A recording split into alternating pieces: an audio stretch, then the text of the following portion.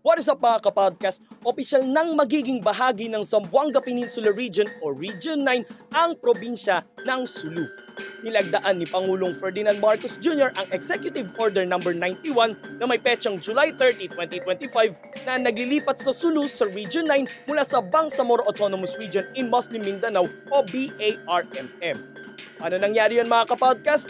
Pero bago yun, magbalik tanaw muna tayo sa taong 1989 kung saan itinatag ang dating Autonomous Region in Muslim Mindanao o ARMM na kinabibilangan ng mga probinsya ng Basilan na dati ring bahagi ng Region 9 ng Lanao del Sur, Maguindanao, Sulu, Tawi-Tawi at ang lungsod ng Cotabato.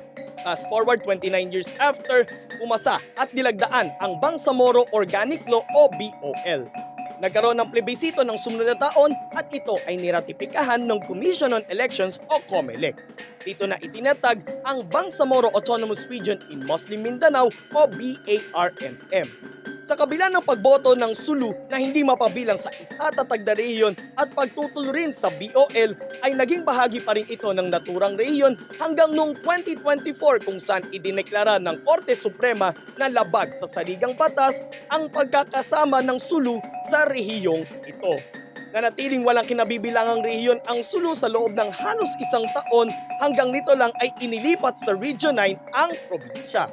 Ano mangyari dito mga kapodcast? Lahat ng mga regional transactions ng Sulu ay dadalhin na nila sa Pagadian City kung nasaan ang regional center ng Zamboanga Peninsula na kinabibilangan ng mga probinsya ng Zamboanga del Norte, Zamboanga del Sur, Zamboanga Sibugay at ang lungsod ng Zamboanga.